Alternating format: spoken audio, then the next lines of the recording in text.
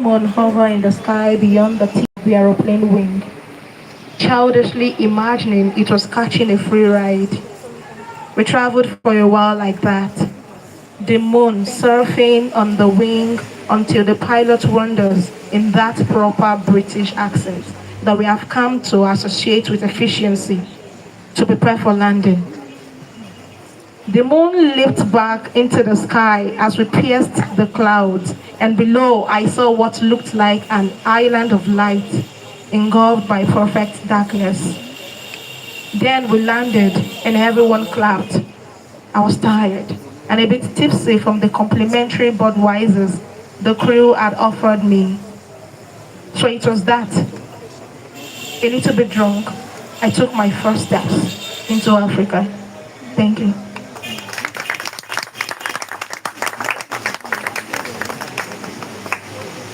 Hello everyone, good afternoon. My name is Sekred Alabi and I'll be reading an excerpt from Nairobi Gate by Mukoma Ngugi. Thank you. How much can a guilty conscience be worth? Close to $7 million a year, it would seem. The logbook was a record of donations coming in and money going out. There was money coming in from all sorts of organizations, the United States, the World Bank, and from all sorts of governments, from Britain to Syria. The Ford, Rockefeller, and Bill and Melinda Gates foundations had also given money, along with Hollywood types and sports stars. Anybody and everybody with money was in the game. This was the world trying to clear its conscience, and it was prepared to pay close to $70 million a year to do it. I turned to the recipients page and it became clearer how the whole thing worked. Let's say Shell has $10 million due in taxes. Under normal circumstances, Shell could give that money to charity, thus not paying the tax and at the same time creating publicity and goodwill for itself. But what was happening was that Shell would give the 10 million to the Never Again Foundation, which in turn kicked 6 million back into the private accounts of the Shell board, keeping 4 million for Samuel Alexander and his subordinates. It was such a neat cycle that each year generated so many millions for CEOs and wealthy philanthropists that it might well have been legal. The rich had found a way of giving back to themselves. The money from the non-corrupt, from those who gave because they wanted to educate a child orphaned by the genocide. These little donations also amounted to millions. On paper, this money was buying cars and houses for the refugee center, but it was surely going into buying favors and keeping politicians silent. There was no way any of it was making it to the refugees I had seen in Matari. There were some African names on the payroll that didn't make sense to me. So I turned to the letters and emails. They were from all over the world to clean up on the millions in donations that it never got. The Never Again Foundation had to have little offices wherever there were Rwandan refugees to be found. And in some of those places, their deals had gone bad. Some of the emails were from foundation representatives demanding money and threatening to go public if it wasn't forthcoming. There were also emails from several CEOs asking for their cuts. These were politely written, but the threat behind them was unmistakable. One ended with the line, hospitality begets hospitality. There was one cold email from Joshua to Samuel reminding him there was honor amongst thieves, and that the 500,000 was long due. Had Samuel Alexander been scheming against the other schemers? Thank you, everyone.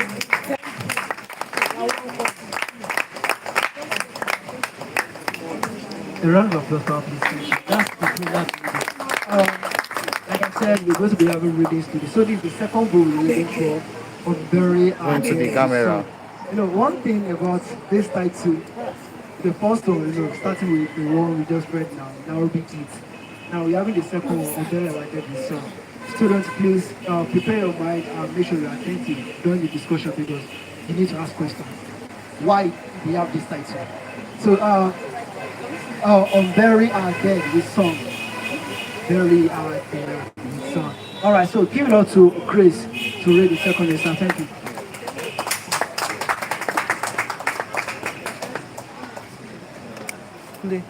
Okay. Good evening, everyone. Okay, move into the camera. You were not recording since. I'll be reading from Bury Just Dead started with recording Song a few minutes ago. from page 41. There was a story I heard countless times at TRP. The Eritrean and Ethiopian revolutionaries on one side, and on the other, Haile Mengistu's soldiers. Trench warfare, trench warfare that saw wave upon wave of soldiers killing each other at close range. Then, one revolutionary started singing Itizita, and one gun after the next went silent. One after the next, the sounds of gunfire kept growing more and more, distant as more soldiers strained to hear the song and silence their guns, until the battlefield was quiet, except for singing and the groans of the wounded.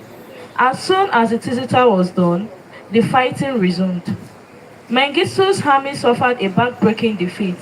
Such was the power of the theater. The story would end. I knew enough about the story to know that most cultures have their version. Christmas and the First World War. Truces declared for a wedding or to bury a hero who died in battle. But every time I heard it, with variations of course, it sounded very real. And even though I did not know it then, every time I heard the story, something in me made me aware of my own life and how little I had done it. It made me wonder whether if someone else were to narrate the story of my life, I would emerge having at least induced one truth through some great act of sacrifice. Once I had got drunk with some of my journalism professors.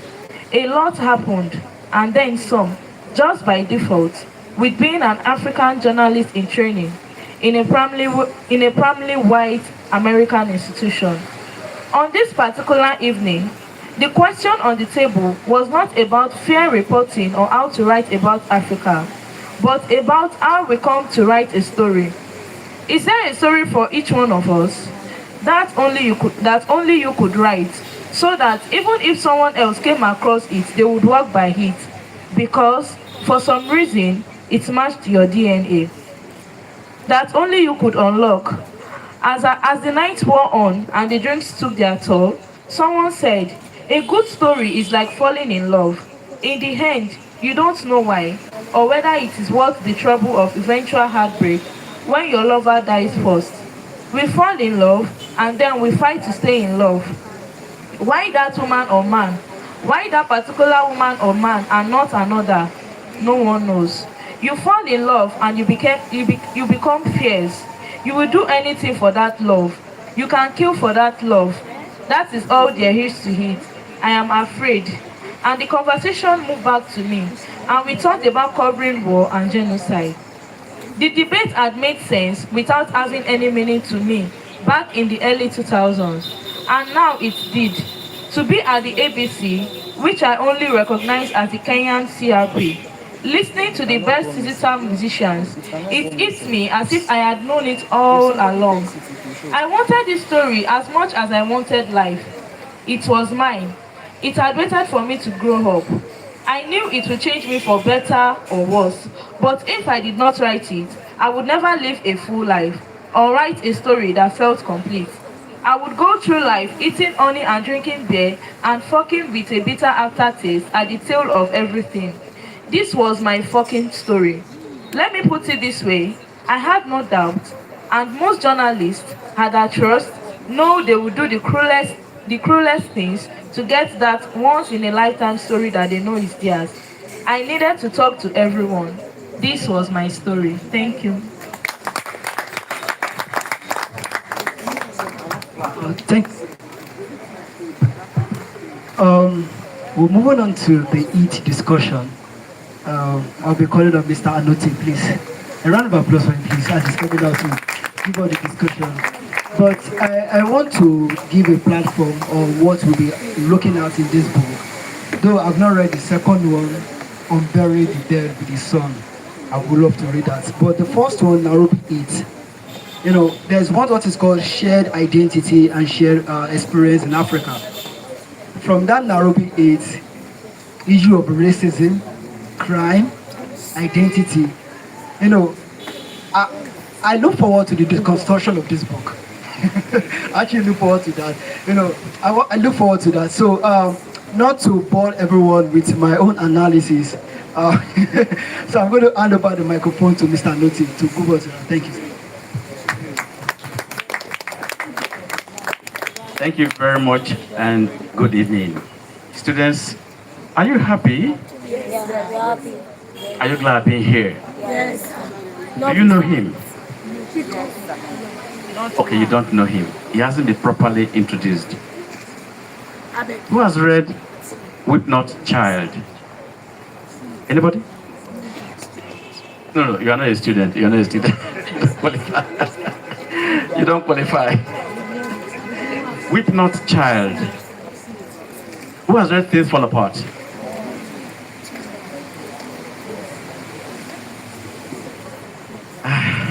Okay. I don't know. Okay, sorry. Yes, you. Can you tell me the book outside of your school textbooks you have read in the last 2-3 years? It's not a recommended text, but just that you've read during holidays, for instance. Who has read a book outside of their school texts? That's not in your exam. You don't read for your exams. Just book you just read to just enjoy yourself. So, okay. Sorry? A book you read.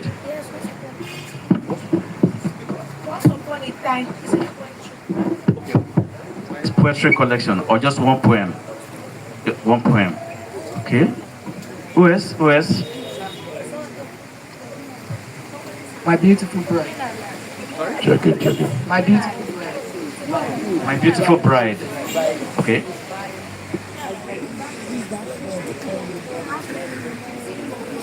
Not my business. Do you know the writer?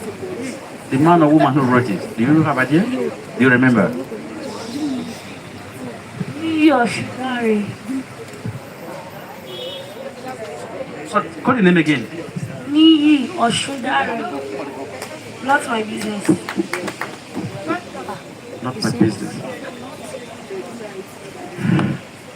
Okay. Okay, maybe just a single poem, I think. Well, I don't think that is one of our.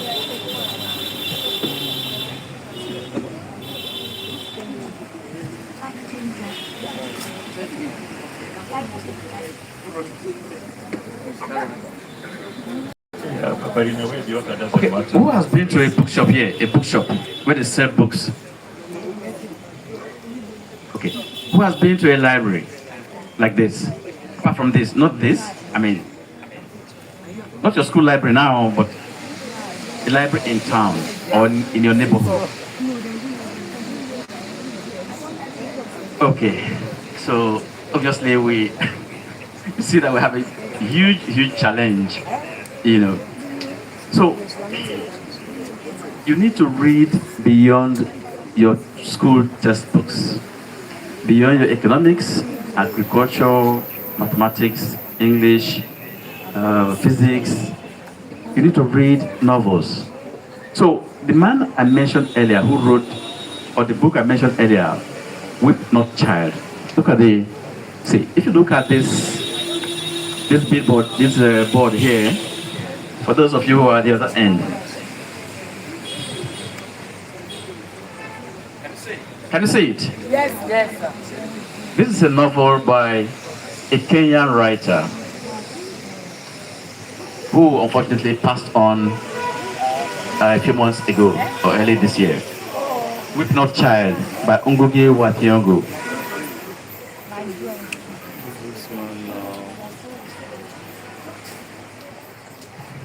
Now, the man who is sitting beside me here is the son of that man. And he too is a writer. Do you connect the dots now? Do you see the connection now? I was asked earlier. Because if you don't have a father, they can't possibly be you. Right or wrong? You are right, sir. Who doesn't have a father here? Okay. So you need to have a father for you to be here. Alright? So he is the father of this man. But of course, I mean, like all humans, he has gone to join his ancestors at the ripe age of 82. Who wants to live up to 82 years? Yeah? Fantastic. Great. I want to even live beyond 82. Okay. So this is his son who, well, he will tell us why he decided to toe the path that his father walked. Why did he become a writer like his father? So if you are here, what does your father do? A lawyer, an engineer, a teacher, a journalist like me, an engineer, an agriculturist, a farmer. Do you also want to be like that? Please, let's pay attention. You're moving a lot. You're moving too much. What you guys doing? So what this shows, it has shown clearly that you don't read more than your school textbooks. And that is not good. So in other words, your phone is probably your FaceTiming. Please, you need to cut down. Yes, you need to cut down on your how much time you spend here. It is not helping you. That is true. I'm telling you because I'm coming from a place of advantage. I probably won't be here if I didn't read beyond my school textbooks. So him, so her, whom you adore on television, on stage, she is a reader. Also the auntie beside her, she is also a reader.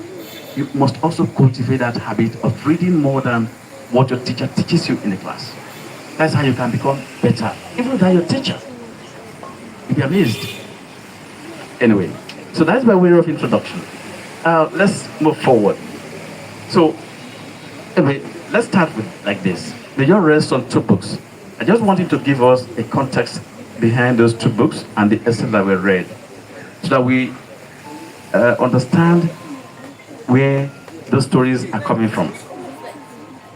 And then we will ask him a few questions. The first I would like to ask is, when he was like this, what was it like in Kenya? He's a Kenyan, he's not Nigerian. Well, he divides his life between the United States of America, where he teaches in a university and also writes, and in Kenya, where he lives. I mean, where he also comes from, which is his root. So he's always, you know, like he's here in Nigeria, then after here, we'll go back to Kenya, from Kenya, we'll go to the United States, and like that. So, sir, so first of all, his name. Anybody remembers? Okay, I will help you. He is Professor Mukoma wa Ngugi. Did you hear that? Professor Mukoma wa Ngugi. Yes. So, sir, could you just give a context to the two excerpts that we read from your two books?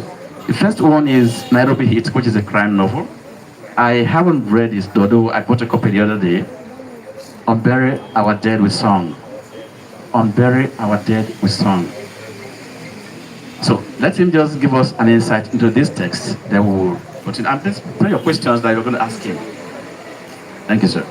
Yeah, no, thank you. First, thank you for the dances. You know, for the students who are dancing. And then also want to say thank you to Bemi. We should give her a round of applause because I'm here because of her. I meant to tell this story yesterday, but I forgot, so I'll begin with that. So when we're chit-chatting with James, I don't know if he's here, but anyway, when we're chit-chatting with James, because I kept saying, Gipeni, I kept saying, Gipeni. Then at some point he was like, no, it's not Gipeni. It's I just think of it. Just think. Yeah, but he told me just think in terms of Gikoyo, because in Gikoyo we have the word Gemi. Yeah, but in Gikoyo Gemi is a ululation, it's a celebration. So amongst the Gikoyo, it's a ululation, so it's a celebration. Yeah, so I'm glad we can be here to celebrate you. Yeah, so and I'm sorry for me, your name will always be Gemi.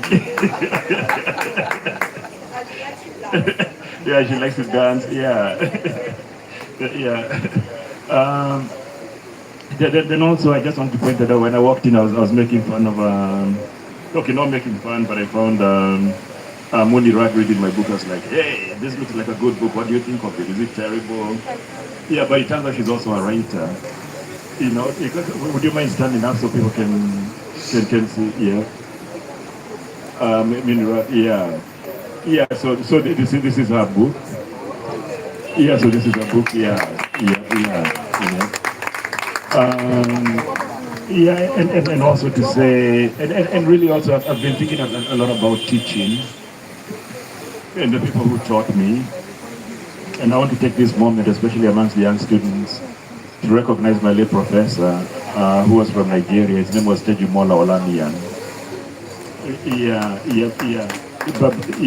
But literally, but I know I wouldn't be sitting here if it wasn't for him, right? So I just wanted to say that now, right? Because okay, I'm not going to imitate his voice, but we say, and Mukoma, what you need now is scholarly depth.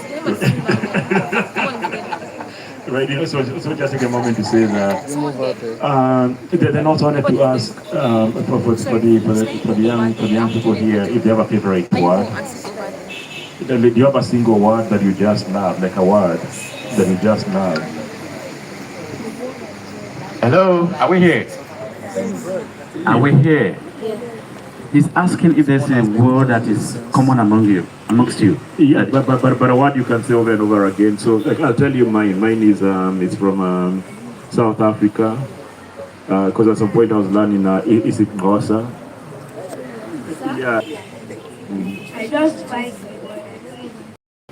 Okay, no, that's fair enough. Yeah, that's fair. No, that's good. Yeah. Okay, anybody else with a favorite word? There's somebody here. All right. Okay. Yeah. Okay. Stop playing. Stop playing. Stop playing. What as a phrase, it's not a word, it's not one word. Anyone here?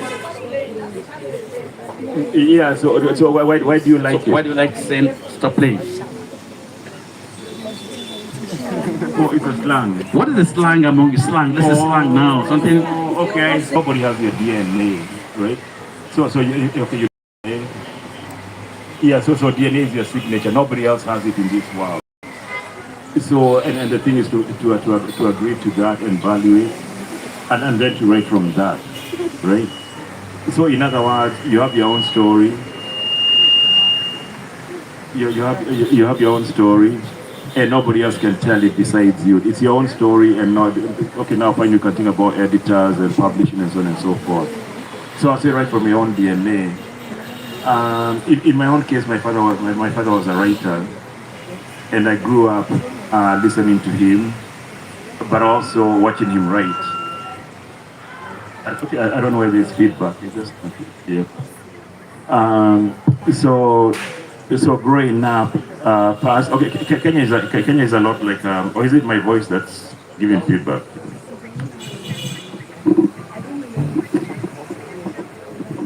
Or should I use a different one? Maybe I'm holding it too close.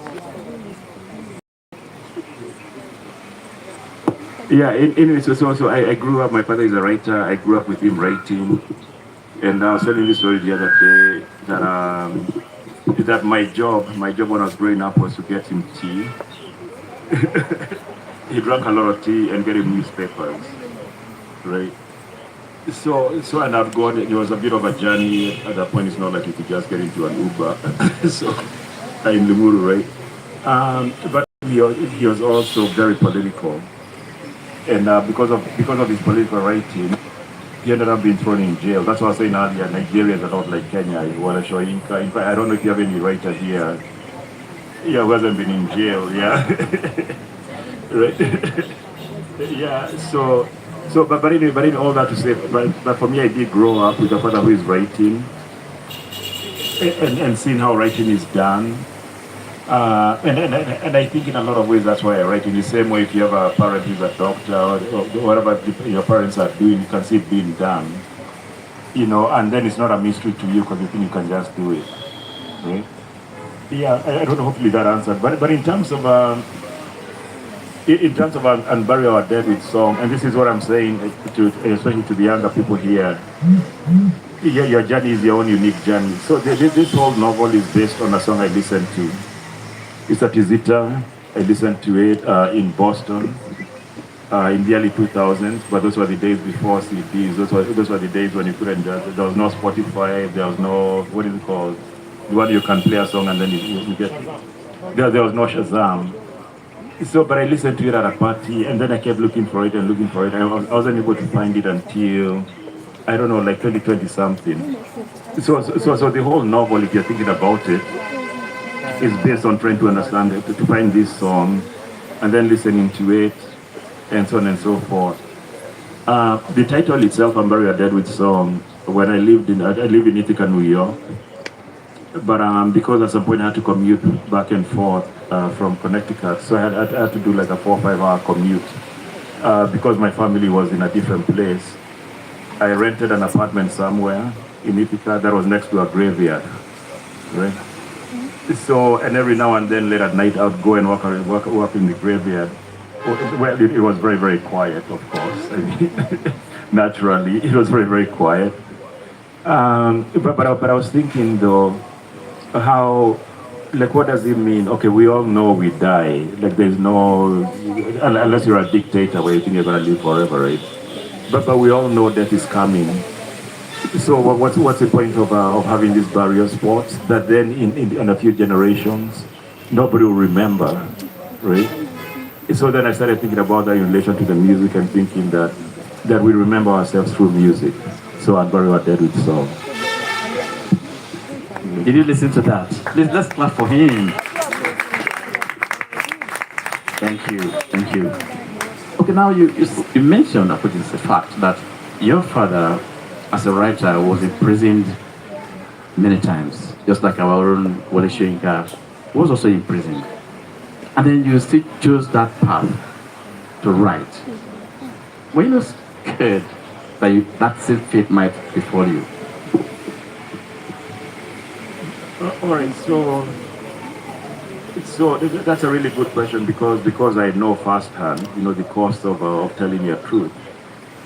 And I know how my family suffered because of my father telling his truth.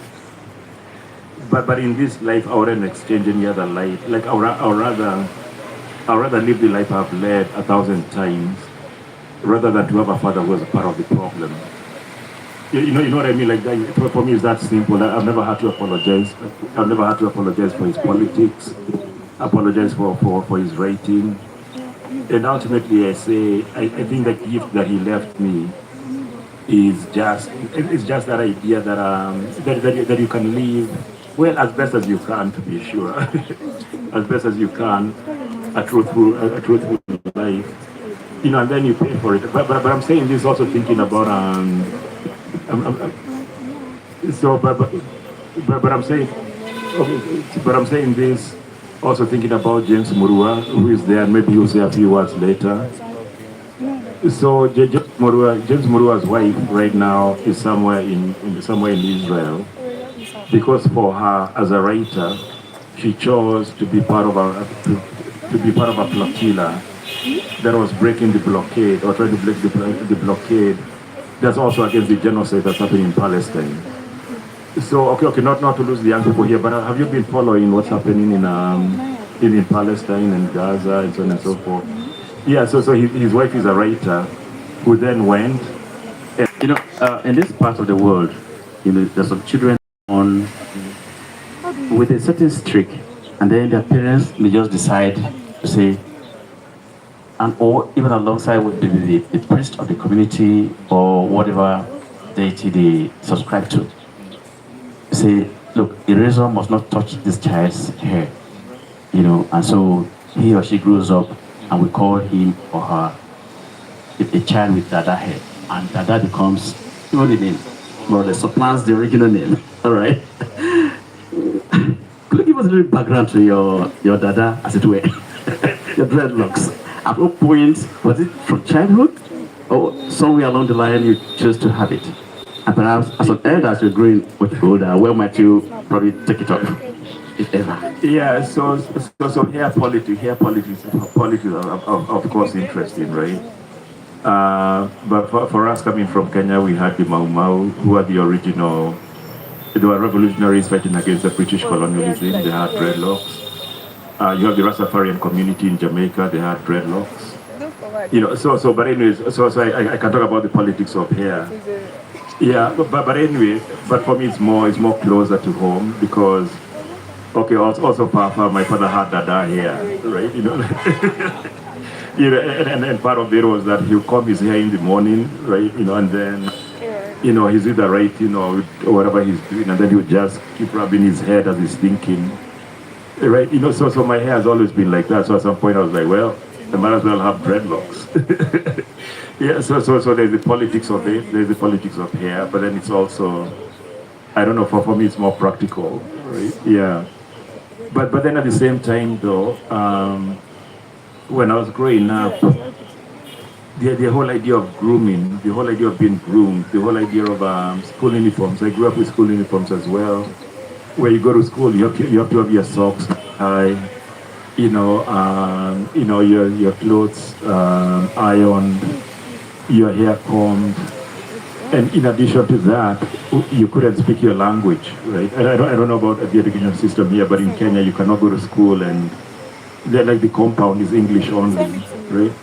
So there's a part of me that associates the whole idea of grooming with colonialism. No, but I'm not trying to say it's a bad idea to be neat, no, I'm not, yeah.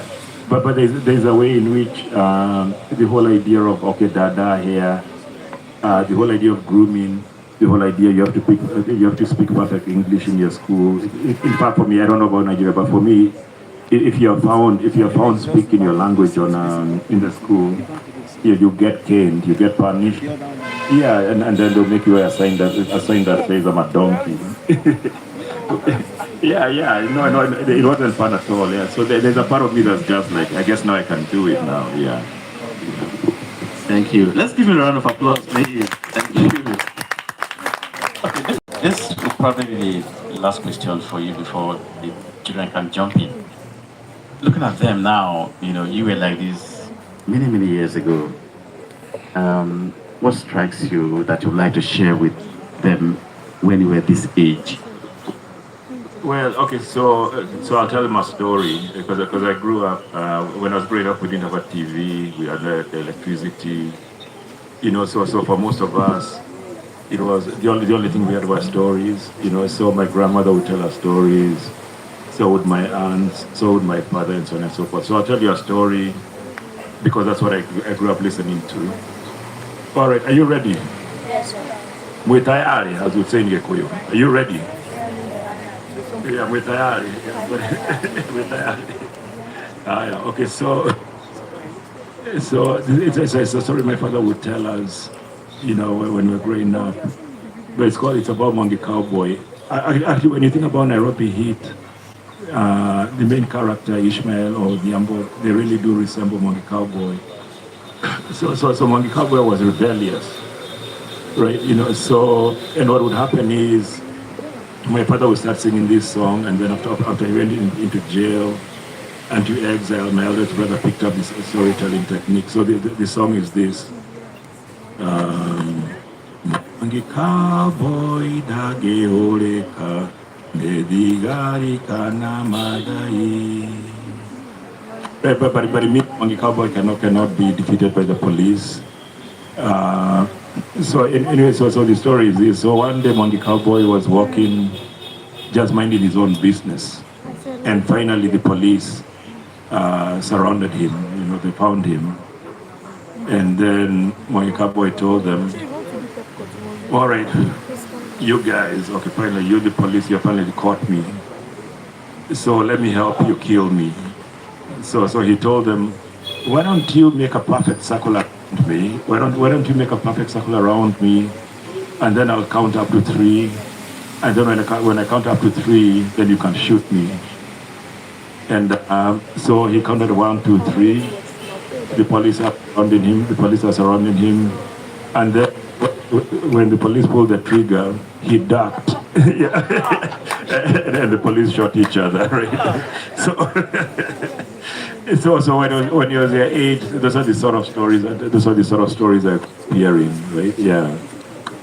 But I think for young people, it's very, very important to pay attention to the world you're in, because ultimately it will be a responsibility. You know, we the elders have maybe not made it a better place, right? Yeah. But ultimately it's up to you. And if you're thinking about writing, then start paying attention to the world you're in. Start keeping a diary, make notes. All those things will make a difference. Yeah. Wow, let's see. Did you enjoy that story? So if you find yourself in a tricky position... Oh, okay, can I do one more, like a riddle? Let's see if somebody will get this. So amongst the where we say, it's a riddle. So you say, water, die. So I'll ask you, water, die. Then you say, the dark water. So it means, do you accept the riddle? Then you say, accept, okay. Okay, water, die. All right, so I have a house that has no windows. Then you try to guess what that is. Yeah? I have a house with no windows. What does that mean? Anyone? Sorry? You said a grave. Grave. Grave, the grave. Yeah. Well, okay, that works, but I can tell your generation is in trouble. Yeah, if that's what comes to mind, your generation is already in trouble now. Any other? No, but it's a good answer. Yeah. Any other answer? Sorry? Books. Books? Oh, okay, you're also in trouble.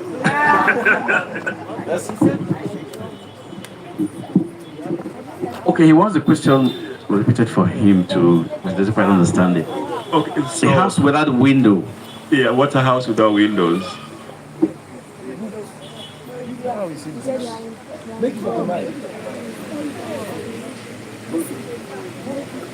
Okay. Say it with your boy. Hot. A hot. A hut? Okay, that's close. Anyway, okay, I'll help you now because I can see people are talking about graves. No, but the point of riddle is fun, so then it will be, it's an egg. Yeah, you see,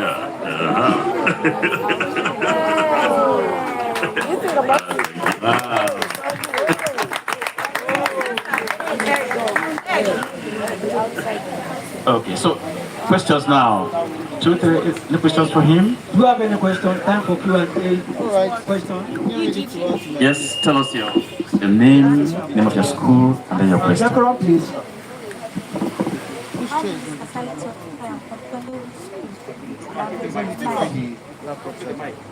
I'm from Talos, Canada. What is the did you learn the talents?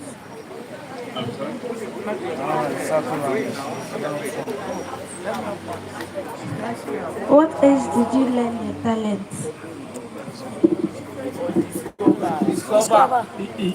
Yeah, like where did I learn them? Sorry. Oh, at what age? Oh, I started writing when I was very young. Right, I can tell you my first poem. Okay, so this one I remember very well, you know. Yeah, so my first poem was about two boxers. It was like moonlight and they're boxing under the moonlight. I think maybe I was like 7 or 8. Right, you know, so I don't remember the exact poem, but I think with writing, when you feel something, write it down. Right, even though at 7 or 8, I wasn't thinking about getting published. I wasn't thinking about taking the poem somewhere. But it has to be something. You have to see something. It's actually not thinking about it. So it's about respecting the beauty you see. right? So meaning you see something, and beauty can be many things, right? But it's about respecting the beauty. Where as a young writer, where you're like, okay, this is amazing, So can I give it enough respect to put it into words? Yeah, but I started writing when I was young. In fact, there was a time okay, I don't think I've never told this story anywhere. but when I was about 12, I decided to write my memoir. Yeah.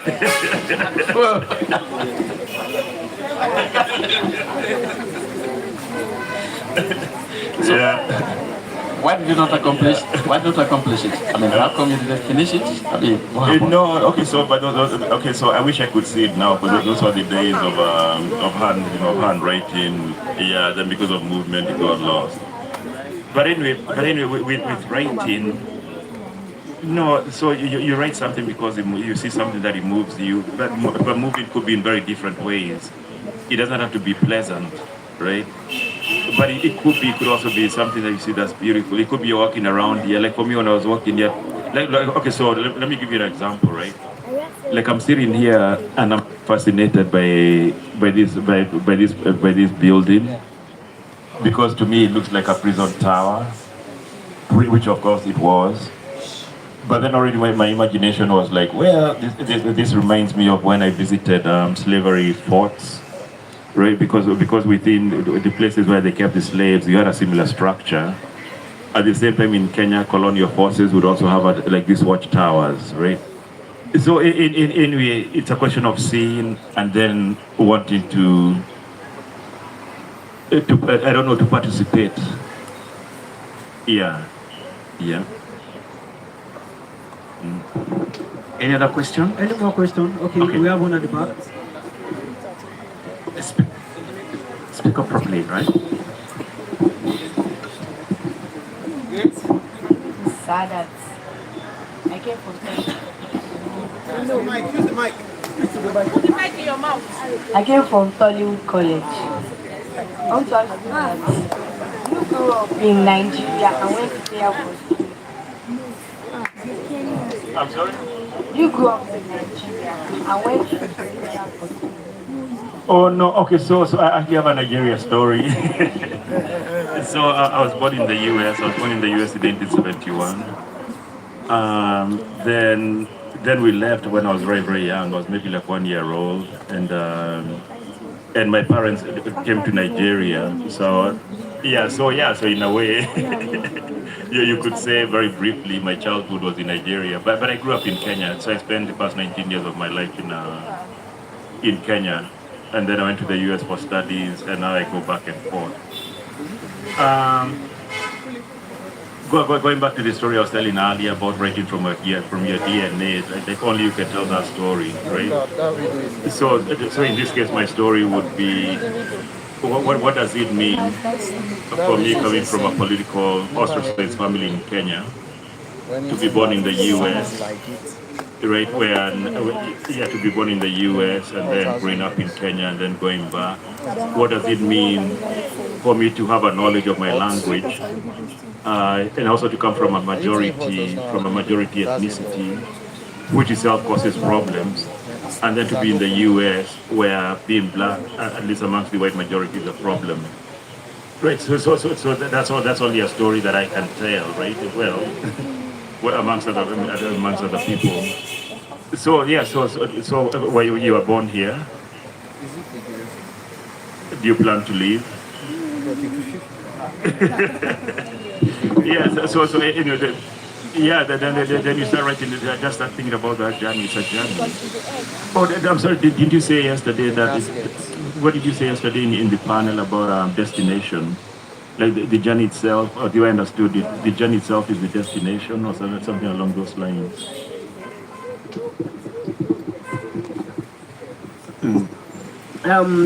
What I said yesterday is that there's no destination. Yeah. It's a continuous journey until you die, so that you need to enjoy the process of living. Yeah.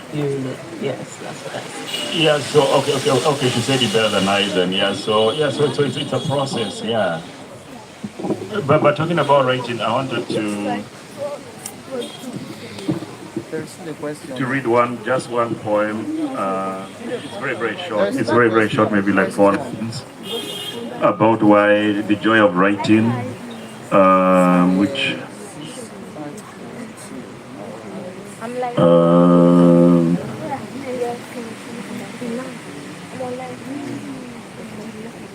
and I'll find it as we talk. But anyway, the poem is it's like a revenge poem where somebody splashed me with water. They were driving. Then the poem is about that, right? So you can also use writing for for revenge, if you will. Yeah. Okay. We have a couple of questions, but because of time, we can only take two. In this life, and also now for my children, and also their children. In this life, and also now for my children, and also their children, and so on and so forth, they'll never have to apologize for, right? So for me, actually, being Goge's son is a gift, right? It really is. I don't know. So I tell this story about meeting meeting the child of one of the district officers who was responsible, part of the chain that put my father in detention. So it's me and her, we are talking, and it's almost as if she wanted me to apologize. I don't know, it's as if she wanted forgiveness from me, right? Yeah. So she wanted forgiveness from me. Imagine living a life where that I'll never have to do. Like I'll never have to go to somebody and say, forgive me for what my father did, and so on and so forth. Okay, so that's the first part of it. The other one is his contribution when it comes to questions of languages, decolonization, radical politics of changing Kenyan and African and black politics. He did a lot of solid work, right? But I'll say here though, but I'll say this though here. At the same time though, it's not like we come to this world without our contradictions, right? So for me, my main thing for the last few years has actually been talking about my mother, right? Because when my father was sent in detention, into exile, and so on and so forth, we would get raided by the police. She would get attacked. In fact, by the time she was dying, she had a gash on her forehead. She had a scar on her forehead, right?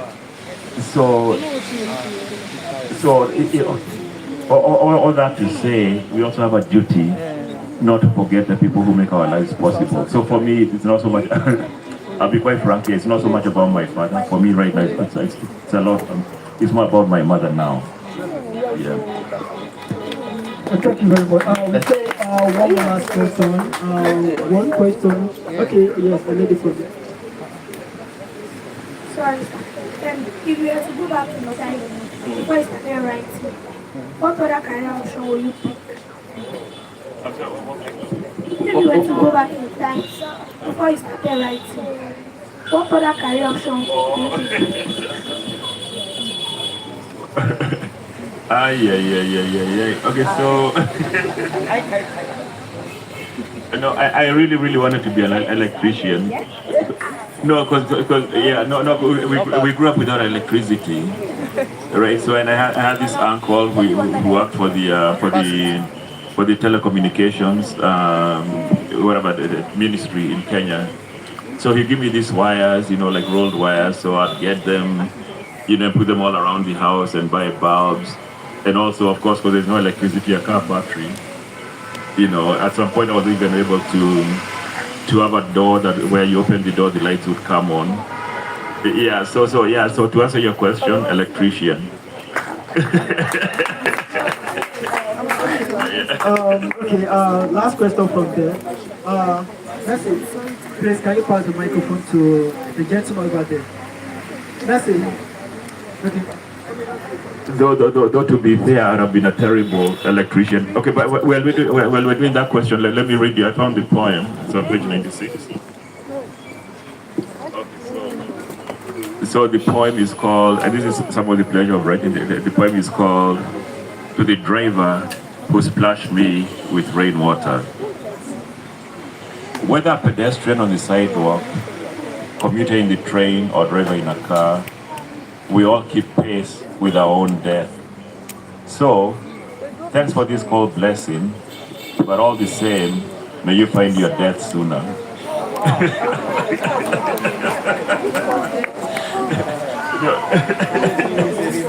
Yeah, no, right. All right, so Yeah, I was on my way to class, you know, and the dude just splashed me with water, you know. So, yeah, yeah. Okay, good day everyone. My name is Taiwo Ayele, a student of, I'm not a student anymore, okay? A recent graduate of University of Lagos, English and Literacy study. So, I have a lot of questions to ask you, right? From your first reading. Oh, okay, each question 1,000 naira. Yeah. one, please, because of Okay, it's going to be one, because you answer most of it, right? So, from the two texts we read, from the two excerpts, so there's this you're a literary person, so I know you know what Afro-pessimism is, right? So there's this thing that is so prominent, and in your work about the Afro-pessimism kind of thing, you are like, oh yes, we are Africa. But there's this question we are not asking ourselves enough as an African.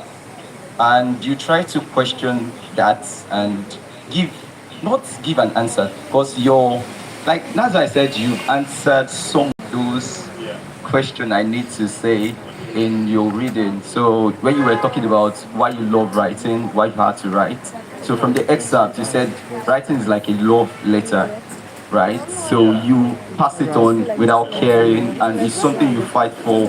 So in your view about African not questioning what we meant to question, do you think you have really said or you have really written about those topics, or there's still something you need to still question that you want Africans generally to see from your writings, from your words, from your themes? Like the title of this speaks on burying our dead with song, right? So it's like, oh, Africans should never forget our heritage, wherever we buried ourselves, wherever we put it. One of those things that carries us as Africans is our songs. So remembering Africa, our songs, our heritage and the like. So my question is, what are your views? Do you think we've asked ourselves the question enough? Do you think you yourself, as a writer, you've answered that enough? Okay, so, first thank you for that question, actually, right? Because part of being a writer and an artist, and Joke can also say this as well, part of being an artist is the self-questioning and then the continuous search, right? All right, so for me, the thing that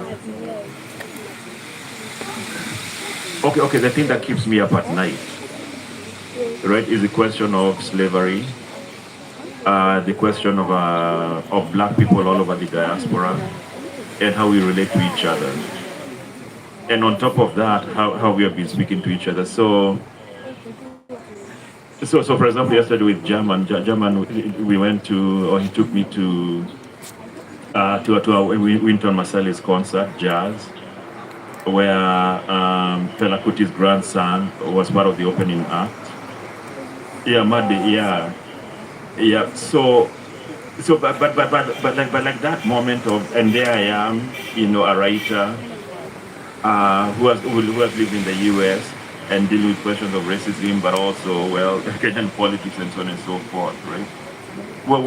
So for me, what I like to work on is what does that moment mean, right? And when you think about jazz music, okay, jazz music of course comes from the continent, but then it becomes what it is. But then you have Fela Kuti, who brings it back as Afrobeat. So what does it mean then for Wynton Marsalis to come back and play jazz?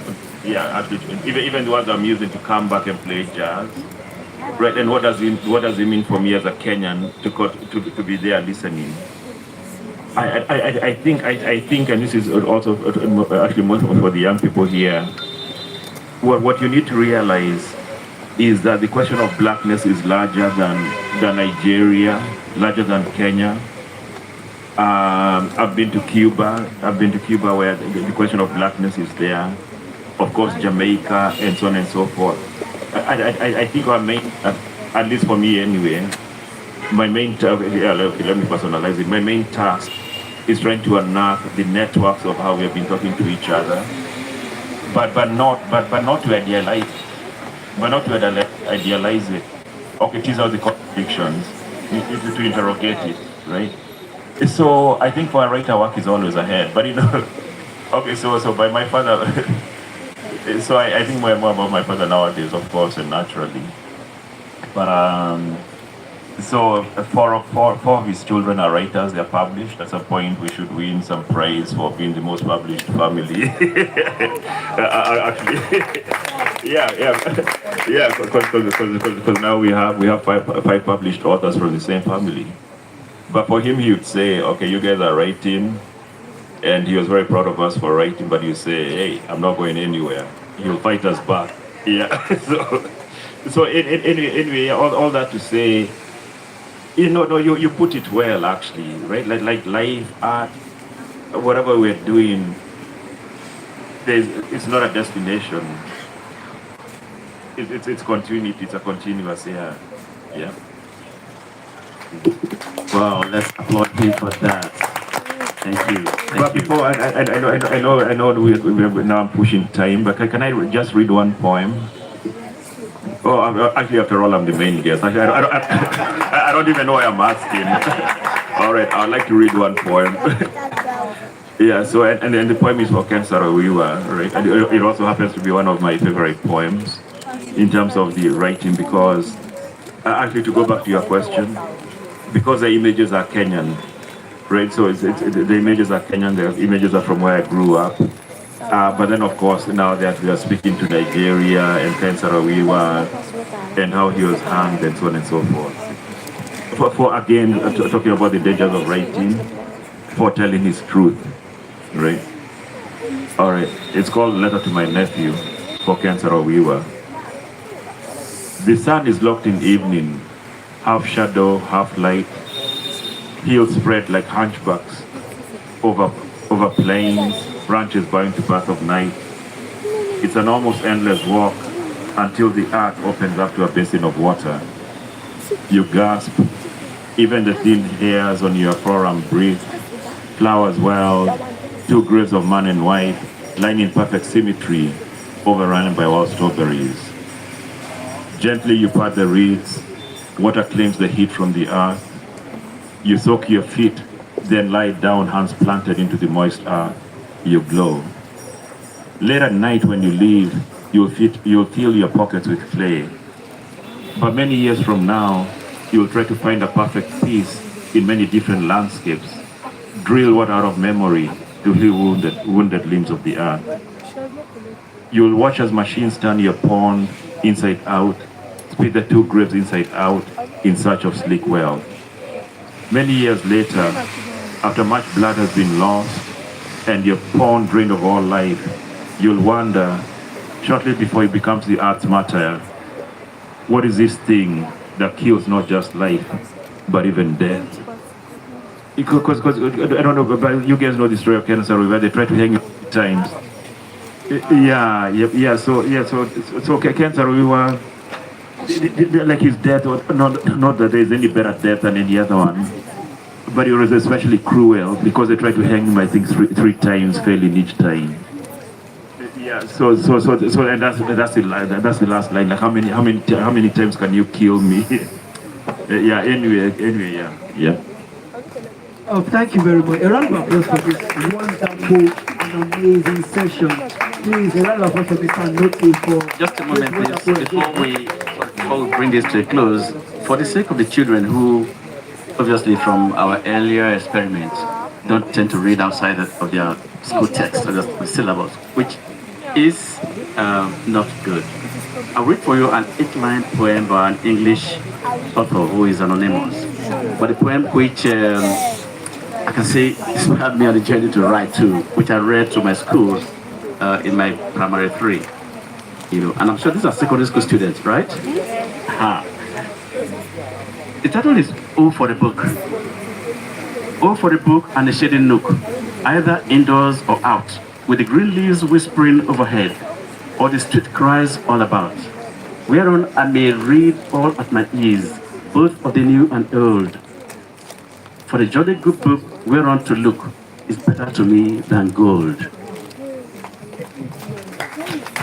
So I'll give it to your teacher who is, so you can all have it. If you should develop the habit of reading. And we're here under the shady nook. So this is shady nook. Green leaves whispering over our heads. Do you read? You need to read more. Thank you very much. We know it's been a long day for you. You are exhausted. You're tired. Yeah, so we understand. Oh, please. Can I give them some homework to take home? All right. So if you break this riddle, let me know. All right. It's a Ikoyo riddle. It's called. Oh, it goes this way. Daddy oh. It means I go this way, I go that way. I go this way, I go that way. When you figure out the answer, let me know. Thank you very much. A round of applause for that. That review, we hope one of us gets it. Mr. Lete, you can go back to your seat while Professor Mukoma can still sit down. Yeah, you can still sit down, sir, for a while. Thank you very much. Please give it up to yourself for at least joining us for how many hours now? This is about 3 hours and 4 p.m. to 3. So, not to bore ourselves, we have a short interlude, just like the drama. Now, when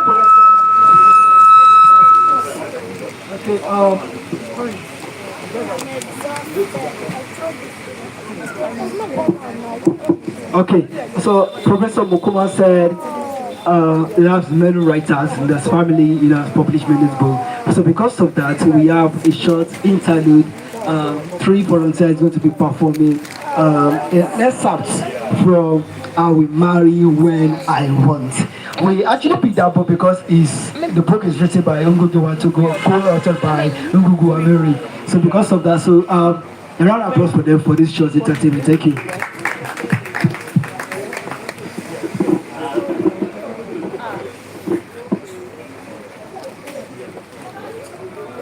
The crown of victory should be taken away from traitors and be handed back to patriots like Kugunda Gafroni. Sit down. An aging hero has no admirers. Who prevented you from selling out? Today we'll be seeing you in different models of Mercedes-Benz, with stolen herds of cows and sheep, with huge plantations, with servants to look after your massive properties. Yes, like all the other men around. They are now the ones employing you, jobs without wages. Hurry up and mend that chair. Kiyoyi and his family are about to arrive. Hasn't that chair been in that condition all this time without you doing anything about it? If they arrive this time, where will they sit? What can they do to me even if they enter this minute? Listen, woman, let them come with their own chairs. Those spring and sponge ones that seem to fat as you sink into them. Whose homestead is this? Whose homestead is this? So that I can roll on the dust like the calf of a buffalo. This is my own homestead. If I want to roll on the dust, I am free to do so.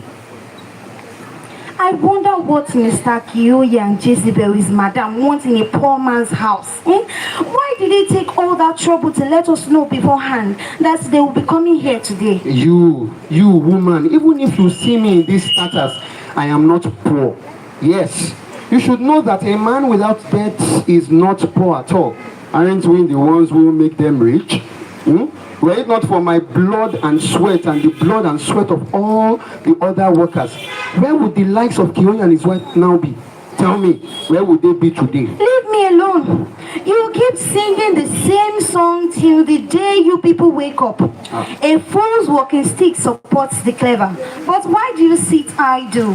While this bed frame also needs a nail or two. Gatoni! Yes! Gatoni! Yes! Can't you help me in peeling potatoes, in sorting out the rice, or in looking after the fire, instead of sitting there, legs stretched, plaiting your hair? Mother, you're not complaining. Haven't I just swept the floor? And what is that bedding doing over there? Can't you put it somewhere in a corner? Or else take it outside to the sun so the fleas can fly away? These tatters, are this what you call bedding? And this floor? Is this what you call a bed? Why don't you get yourself a husband who will buy you spring beds? Mother, why are you insulting me? Is that why you refuse to send me to school? So that I may remain your slave and forever toil for you? Picking tea and coffee only for you to pocket the wages, to pay fee for your son. Do you want me to remain buried under these ashes? And on top of all that injury, you have to abuse me night and day. Do you think I cannot get a husband? I will be happy the day I leave this home. Take to the road. There is no girl worth the name who is contented with being an old maid in her mother's homestead. Sorry, I shall marry when I want. Nobody will force me into it. What? What did you say? I shall marry when I want. You dare talk back to me like that? Down. Hey, my clansmen, come on. You have started to insult me at your age, eh? Why don't you wait until you have grown some teeth? You, let me warn you. If I was not expecting some guesting, I would teach you never to abuse your mother. Take these potato peelings and throw them out in the yard. Gathoni, come here. If ever I see or hear that again, get away. Nonsense. Do you think that we mind God here? Do you think we mind God here to enable us to educate boys and girls? Rubbish. What's wrong with this child? Eh? She used not to be like this. It's all the modern children. They have no manners at all. You see, in my own time, we could not even sneeze in front of our parents. What they need is a whip to make them straighten up. No. When children get to that age, we can only watch them and hope for the best. When axes are kept in one basket, they must necessarily knock against each other. She'll soon marry and be out of sight. There's no maiden who makes a home in her father's backyard. And there's no maiden worth the name who wants to get gray hairs in her parents' home. Oh, okay, I have a question for you. Do modern girls marry? Or do they only go to the bars with accompanied by men old enough to be their fathers, and the girls going up to them, sugar daddy, sugar daddy? Even for those who have gone to school up to secondary or up to the Makerere grade of Cambridge, the song is still the same. Sugar daddy, sugar daddy. Eh? Have you gone back to your hair? What is wrong with this child? Bring me the salt. I did not find any salt. Hey, my clansmen, oh. Did I ask you for soda ash? I did not find any salt. Oh, so you suggest we put soda ash in the stew, eh? Look for the salt. There is no salt. Wasn't it finished last night? Oh, so where should I turn now? Give us some money so Gathoni can run for salt. I have no money. I gave it all to you now. Didn't you buy cooking oil and rice and salt? 30 cents worth of cooking oil and half a kilo of sugar. Was that all that exhausted your pockets? Wait, the giving does not know when the granary is empty. Do you think that taking out is the same thing as banking? He who puts on dancing finery knows how he is going to dance in the arena. You were the one who said we should cook for the guests, for the visitors, not so. Okay. You see, do you know that in the past, the amount of money I gave you now would have bought more than 3 kilos of sugar? Do you know? Today, I am expected to cut myself into pieces or to increase my salary by force to enable me to keep abreast with the daily increase in prices. Didn't they increase the price of flour only yesterday? The difference between then and now is this. We now have our independence. I ran away from cold land only to find myself in frost land. But even if the prices rise without the wages rising, or even if there are no jobs, are we expected to eat saltless food? Or do they want us to use ashes? Gathoni! Yes? Can you run over to Gikamba's place and ask for some salt? Those are never without anything because of their fortnightly pay. And Gathoni. Yes? Don't tell them that we have guests though. This food cannot feed guests and feed the whole village. Did you hear?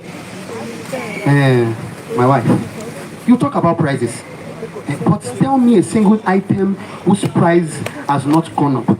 In the past, a mere 30 shillings could buy me clothes and shoes and enough flour for my belly. Today, I get 200 shillings a month, and it can't even buy insecticide enough to kill a single bed bug. African employers are not different from Indian employers or from the poor white landlords. They don't know the saying that the hand of the worker should not be weakened. They don't know that phrase, increased wages. Are we the pots that cooks without eating? Gatoni. Have you got him? Gatoni. Who is this girl? Gatoni. Yes.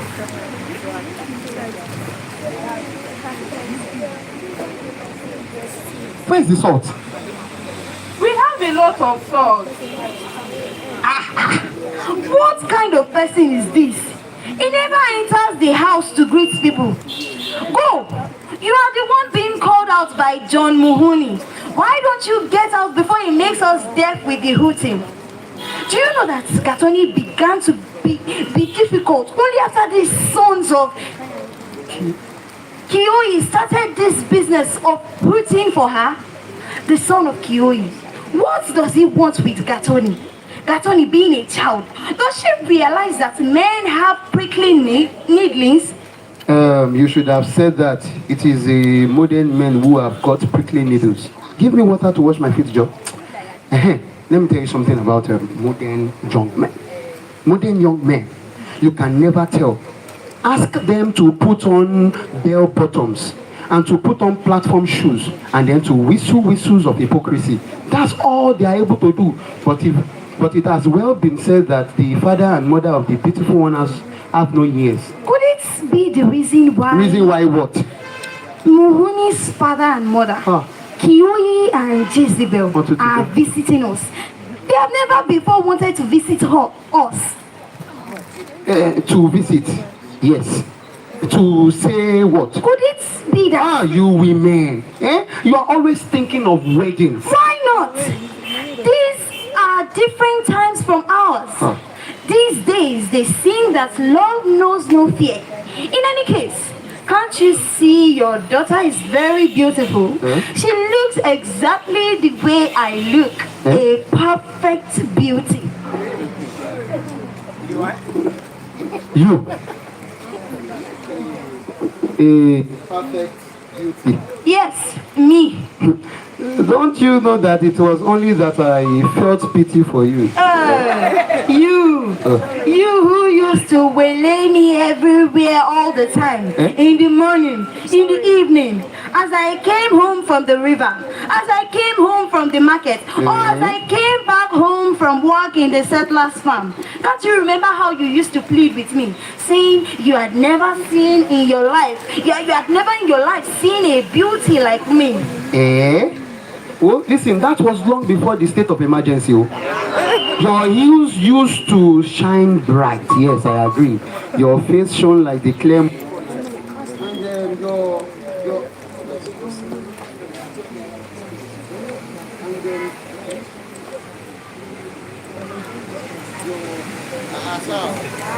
your face shone like the clear moon at night.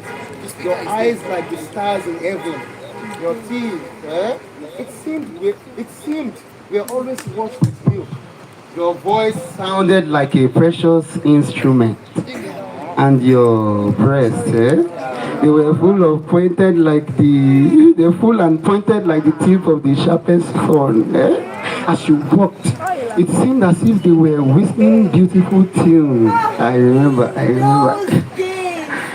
We used to dance in Kineni Forest. A dance would cost only 25 cents. In those days, there was not a single girl from India up to Gitinga who did not die to dance with you. You too. You would sing, you would swing your skirt till the guitar player was moved to breaking the strings. And the guitars used to sound tunes that silenced the entire forest, making even the trees listen. Thank you very much. That was actually a long. So sorry about that, please. Time. Okay, she not spoiled the enjoyment.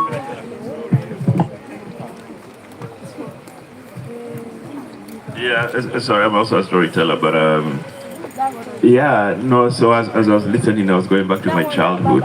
Somebody asked me how I was when, when I was your age, right? No, I'm not saying when I was your age. I'm still younger. Yeah, but I grew up with the plays being rehearsed. This particular play and also the Trial of Dan Kimati being rehearsed in my house. Yeah, so and some of the characters, I know them. Like Adon was played by my aunt, Keoda was played by my uncle. But I do remember very very vividly when now would go for to Kameredo where the play would take place. And Kameredo was a village where most of the workers would be transported to go work in shoe factories or tea plantations. Right, but I have that memory of just being there, and you'd have maybe I don't know, maybe like 2,000 people coming to listen to the play, right? So thank you for the memories, but then also thank you for the memory of reminding me that's the play that sent my father into detention. Yeah, no, but thank you, yeah, so thank you, yeah.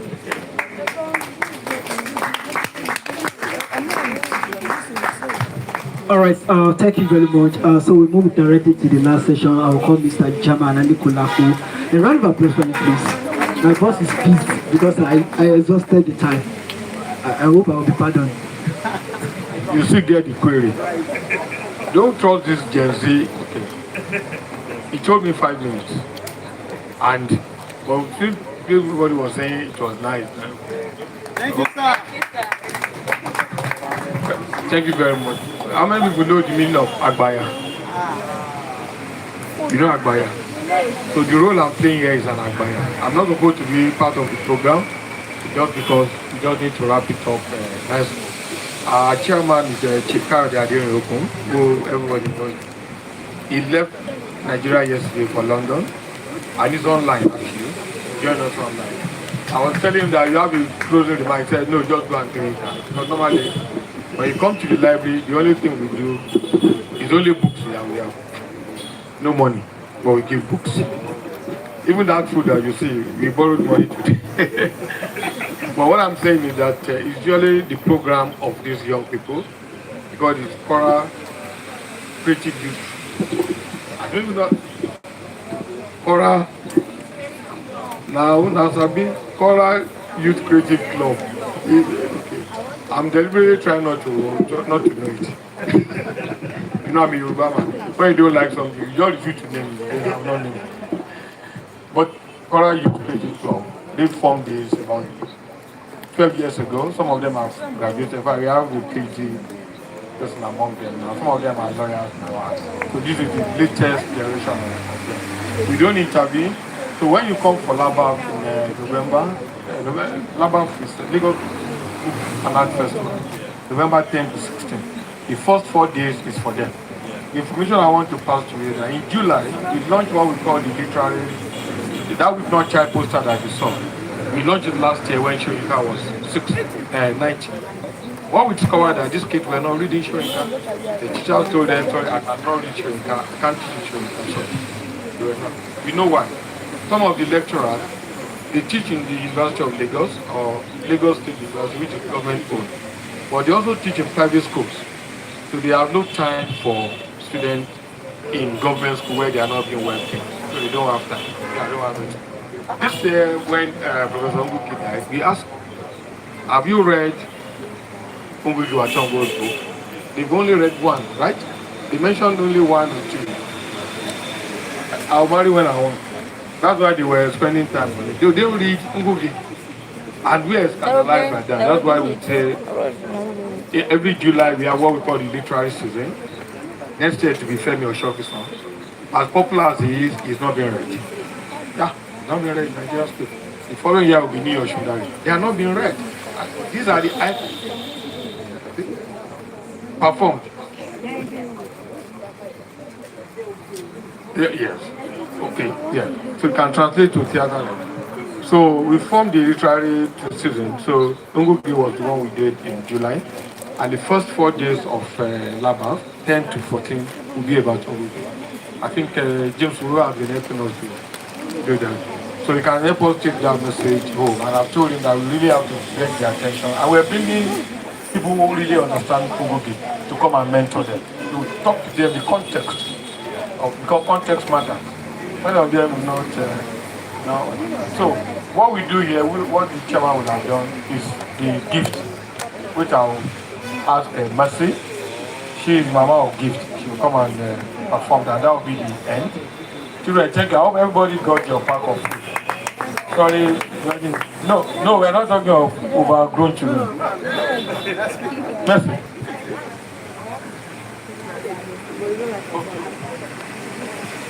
What book are you reading as part of, or what books are you reading as part of your text? Who's a very vocal person here? What books? Okay. Are you even doing literature in school? Yes, sir. So what books are you reading? Sit down. Let him stop. You want to go school. Okay, you. The secret of the purple lake. Lake. That's the only one you are reading. No, not purple. Which one are you saying? Quick. Simon Sites.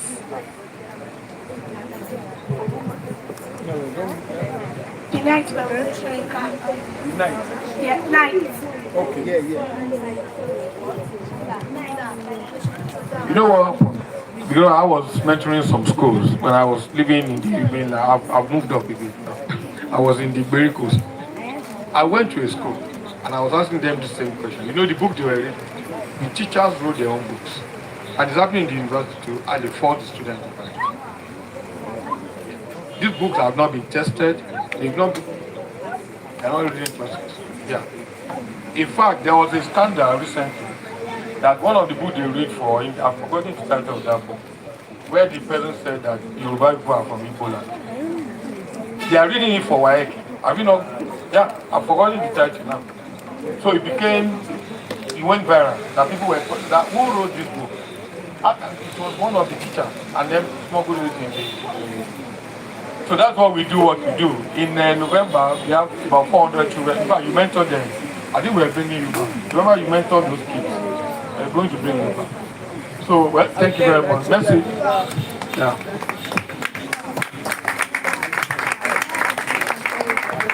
Thank you very much for the wonderful session. And as is the tradition of CORA, we would like to present some gifts to you. This year is a collection of 10 books authored by our patron, Professor Wole Soyinka. It's titled Interventions.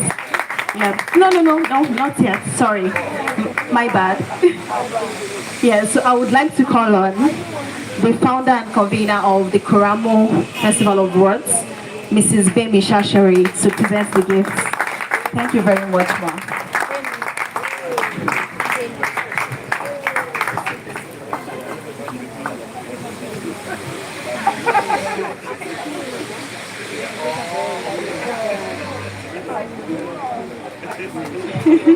A round of applause again, please.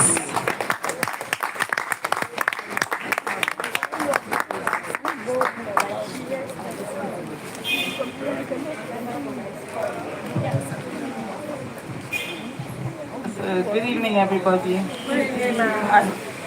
hope that you have learned a little bit. Yeah. The lady behind. Did you learn a little bit today about? Okay.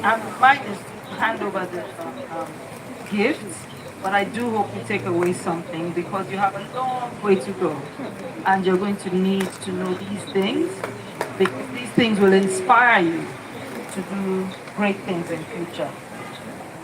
Thank you very much for spending your time. And on behalf of CORA, I present these lovely gifts curated by the lady. Thank you very much, and welcome to Lagos.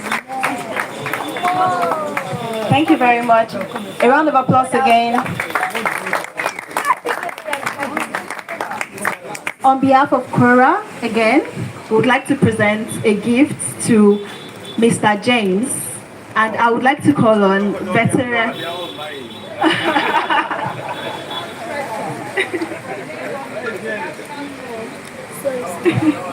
Okay, cheers. So I would like to call on veteran actress, director, and businesswoman, and national treasure, Mrs. Joke Silva, to please present the gift. Yes, I've been asked to say something. You know, it's very important to know who your writers are. Some of the things that have been dropped for us this evening, I hope it has whet or whetted, is it, your appetite? Yeah? And so I'm looking forward to you using your phones. I'm not banning you from your phones, using your phones to find out who is Ngugi Watongu, who is Ken Saro-Wiwa. Yeah? Just those two names, who are they? And I'm sure when you are then researching who Ngugi was, even though you are putting on your lipstick or you are putting on your lip gloss, when you're supposed to be listening to what I'm saying, all right? When you research that, you know, you'll find out about him, about his sons, and we were told that there are like 5 writers, including the father. When you include the father, there are 5 writers in the family. Learn to enjoy words, even if you're enjoying the words on TikTok. All right? Learn to enjoy words. God bless you. Congratulations. Thank you for all your support, for everything that you do. And from Labaf, and from Kuramo, and from CORA. And yes, from CORA especially. From my friend with the incredible mind, Jaman. You know? That's the thing about Jaman, is that mind that always just has stayed curious over so many decades. Thank you for all that you do, and it's from them. Thank you.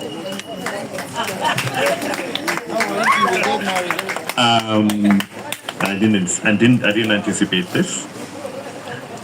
I'll be leaving back to Nairobi tomorrow. I'd like to say thank you so much to German. Yes, sir. Thank you so much to German and your team.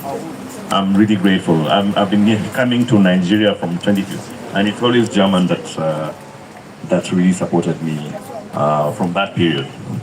I'd like to say thank you to Mrs. Bemisha Sore and the whole Kuramo team.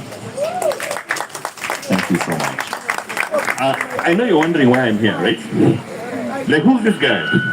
Yeah. So what I do is, you see this? It's Writing Africa. If you go to your Instagram, you go to I was kicked out of Facebook. You go to Instagram, you go to Twitter, you go to most social media.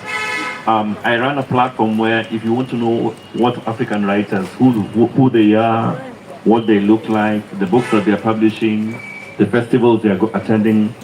So if you want to know, because she said you need to search, go to Google and just Google Writing Africa. You'll find, and it's not just Nigerians, it's Kenyans, it's South Africans, Brazilians. I basically have no life because that's all I do. Yeah, so please guys, I'm also on TikTok, but not at Writing Africa.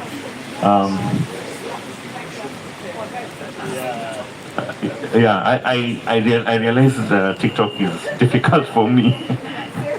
People are dancing. Anyway, so guys, thank you so much, Team CORA, Team Kuramo, and thank you for Mukoma agreeing to come. You know, I begged him and he finally agreed to come. So Yeah, so I also just wanted to say a quick vote of thanks as well. But I wanted to say, even the children have given us. So yesterday at the CORA Book Festival, I learned, or the day before, there's this writer, she's very young, who writes 1,000 words a day. Yeah, so that's something you can aim to do, write 1,000 words, 2,000 a day, like that's something to aim for. But I think also when I was asking your favorite word, I didn't know this might become a roadmap, which is patience and don't play. Yeah. Thank you very much. Thank you very much, Professor Mukoma. So now it's time for pictures. It's time for pictures. I would like to call on CORA volunteers to come up stage for pictures.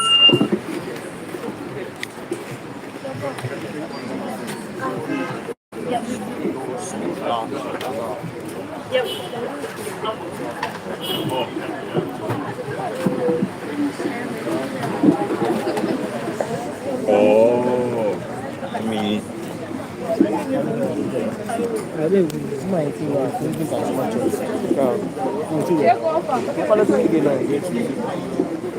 Yeah, by the way, no. Oh yeah, who is taking the pictures? Just spread out, spread out. So you need to call the spread out there now. Let's go to that end.